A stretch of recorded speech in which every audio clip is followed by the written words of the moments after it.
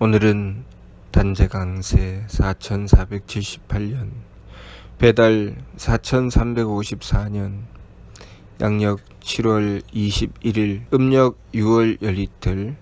이 시간은 7월 셋째 주 수요일 새벽 경배 시간입니다. 이번 주에 한배금께서 주신 말씀은 어떻게 살아야 하나 라는 말씀입니다. 한배금께서 우리에게 하늘의 비밀을 가르쳐 주셨으니 그것이 교화의 말씀 3일 신고입니다. 우리의 삶은 비록 하느님께서 우리의 눈에 보이지도 않고 하나님의 말씀이 우리 귀에 들리지도 않지만 철저하게 하느님께서 우리를 창조하시고 주관하여 다스리신다는 것을 우리는 알아야 합니다. 단지 우리가 우리 눈에 보이지 않고 우리 귀에 들리지 않기 때문에 우리가 알 수 없기 때문에 미처 하느님을 깨닫지 못할 뿐입니다. 우리의 삶은 철저하게 하느님께서 주관하고 다스리신다는 것을 알아야 합니다.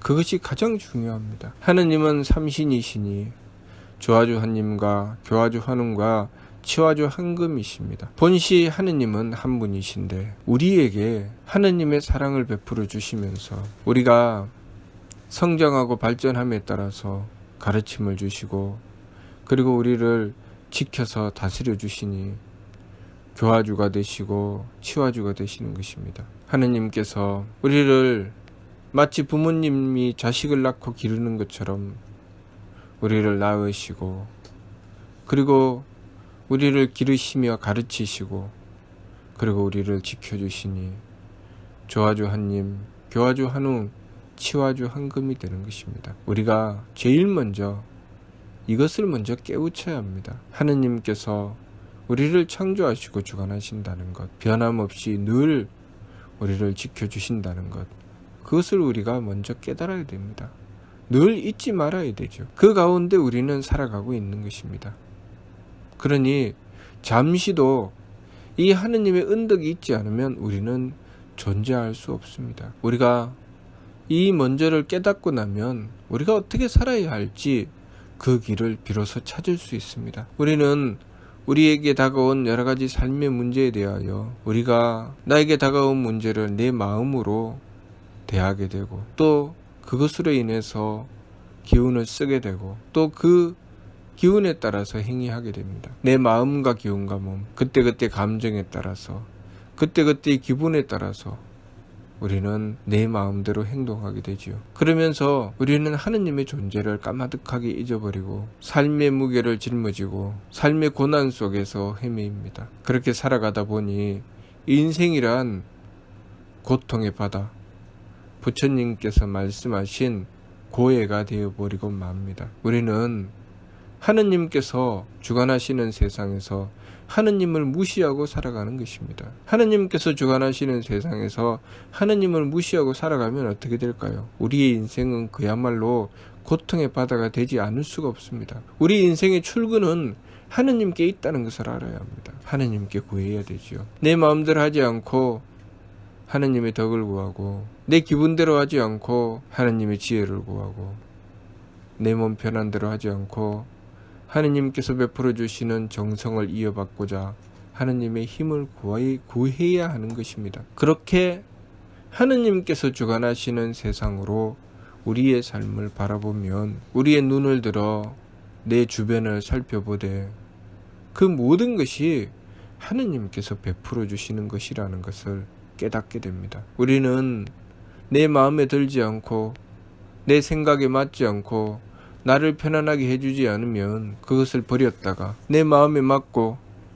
내 기분을 좋게 해주고 나를 좀 편안하게 해준다 싶으면 욕심을 내었다가 그렇게 끊임없이 내 마음대로 내 기분대로 구했다가 버렸다가 구했다가 버렸다가를 반복합니다. 내 주변에 하느님께서 나와 인연을 주시고 연결해 주신 사람들, 그 사람들도 내 마음대로 내 기분대로 당겼다가 버렸다가 구했다가 버렸다가를 끊임없이 반복합니다. 그러면서 우리는 내 인생을 하느님께서 주신 이 소중한 선물인 내 삶을 지옥으로 만들어버리고 맙니다. 우리가 우리의 인생을 어떻게 살아야 하는가?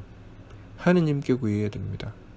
하느님의 대덕과 대혜와 대력으로 구해야 되죠. 내가 대하는 사람, 내 마음대로 대해서는 안 됩니다. 왜냐하면 하느님의 선물이기 때문입니다. 내 주변에 있는 이들이 하느님의 선물이라는 것을 알아야 합니다. 하느님께서 주관하십니다. 내 삶도 하느님께서 주관하시지만 내 주변에 나를 상대하는 이들이 하느님께서 주관하시는 이들이라는 것을 알아야 합니다. 그래서 하느님과의 관계를 배제하고 나면 그들과 나는 도무지 섞일 수 없는 물과 기름 같은 존재가 되어버리고 맙니다. 조상님들의 은덕으로, 또 그 조상님들은 하느님의 은덕으로 줄기줄기 이어져 내려오는 사랑으로 우리의 삶을 베풀어 주시고, 그 사랑을 이어받아서 우리는 남자와 여자가 만나서 서로 사랑하게 되는 것입니다. 그렇게 사랑을 하다가 자신의 마음에 맞지 않고 자신의 생각에 맞지 않고 자신을 조금만 힘들게 한다는 이유로 그 상대를 미워하기 시작합니다. 끊임없이 자신에게 공급되는 내 마음에 맞추고 내 기분에 맞추고 내 몸에 맞추는 끊이지 않는 셈이어야 하는데, 상대방이 나에게 조건 없는 사랑을 주어야 하는데 그렇게 하지 않는다는 것이죠. 그것을 상대에게 탓을 하고 상대를 원망하고 상대를 미워합니다. 그 미워함이 내가 끊임없는 사랑을 구하는 것만큼 끊임없이 미워하게 되죠. 이래서 싫고 저래서 싫고, 내가 마음을 두고 사랑할 때는 언제고, 이래서 싫고 저래서 싫다고 합니다. 왜 그럴까요? 하느님께 구하지 않은 탓입니다. 우리가 하느님이신 한백음의 대덕과 대혜와 대력을 구하지 않은 탓입니다. 그 사랑을 구하지 않는 이상 우리 삶 속에 우리의 사랑은 메마르게 되어 있습니다. 어리석게 행동하게 되어 있고, 그러면 우리의 삶은 고통으로 곤두박질 칩니다. 내가 상대에게 사랑을 끊임없이 구하지만 나에게 충분하지도 않고 상대방도 나의 사랑을 얻지 못합니다. 왜냐하면 그 사랑의 원천은 하느님의 덕이기 때문입니다. 내가 행동하는 그 행위가 시간이 지나가고 나면 온통 후회가 되어버리고 마는 것은 그 당시에 내가 하느님의 지혜를 구하지 않고 내 생각대로 행동했기 때문입니다. 내 생각대로 행동하고 나면 항상 후회가 남습니다. 왜 그럴까요? 우리의 삶을 주관하시는 분은 하느님이시기 때문입니다. 우리는 우리의 몸을 관리하기 위한 지혜를 가지고 있지 못합니다. 우리의 몸의 세포 하나하나, 오장육부, 우리 팔과 다리를 내가 관리하지 않습니다. 우리는 그만한 지혜를 가지고 있지 못하지요. 그 지혜는 하느님께서 가지고 계십니다. 우리는 착각하지요. 내 삶을 나의 지혜로 살아간다고 생각합니다. 내 생각이 맞아, 내 감이 맞아, 이렇게 하면 돼, 그러면서 자기 자신을 너무나도 믿고 자만합니다. 자신의 뱃속의 오장육부가 어떻게 돌아가는지도 알지 못하는 어리석음으로 자신의 인생을 온통 자신의 지혜와 능력으로 살아간다고 생각합니다.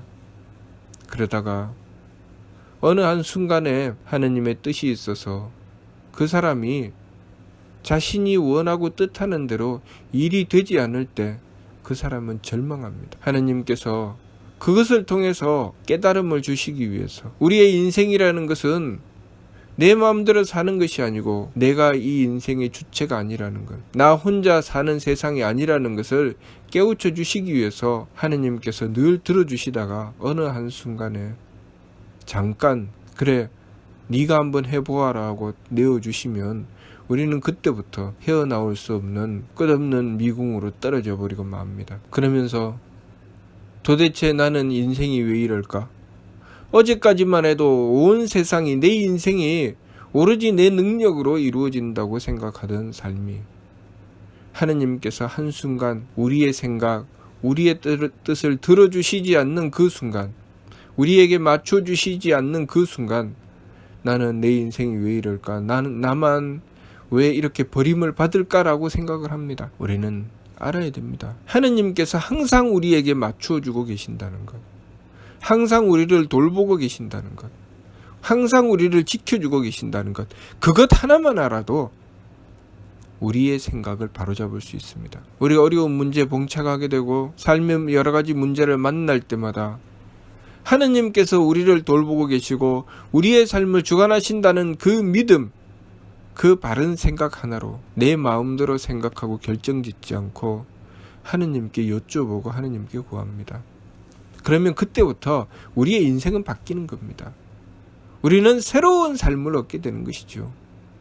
어둠에서 벗어나 광명의 길로 나갈 수 있게 됩니다. 그리고 그동안은 내 주변에 있던 이들을 내 마음에 들고 들지 않는 걸로 이리저리 나누고 갈라서 미워하고 싫어하고 때로는 무리를 짓고 하였던 그 어리석은 짓을 멈추게 됩니다. 아, 하느님께서 돌보시는구나. 하느님께서 나에게 필요하여서 나에게 보내주셨구나. 그러면 내가 해야 될 일은 무엇인가? 당연히 하느님을 모시고 하느님께 부탁하는 것입니다. 내 주변에 내 마음에 들지 않고 내 뜻에 맞지 않는 이가 있으면 그 문제를 가지고 그 사람과 아무리 이야기하여도 그 사람을 아무리 설득하여도 그것은 이루어지지 않습니다.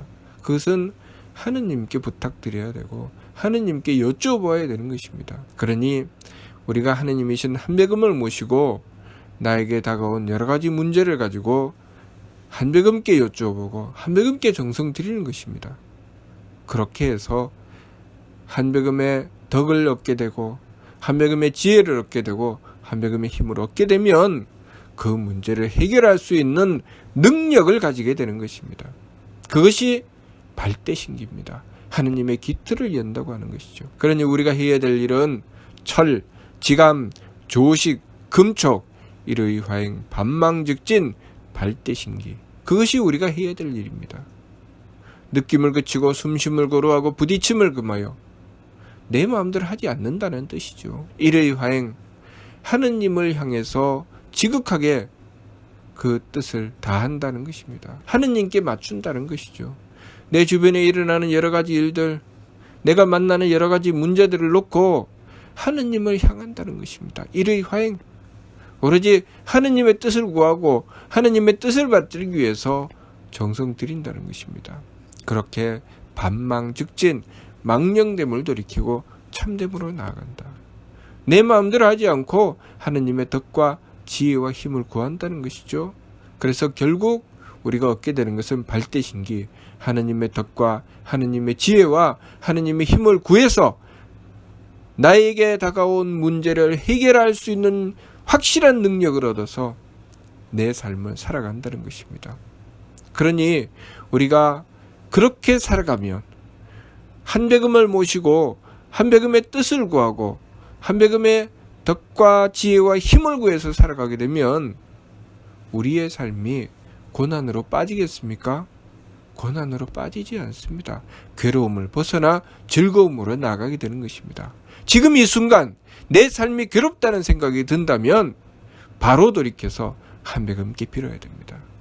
한백음께 빌고 한백음께 구하면 괴로움을 벗어나 즐거움으로 나가게 된다는 것, 그것을 우리가 알아야 하겠습니다. 무슨 뜻인지 이해가 됩니까? 마치도록 하겠습니다.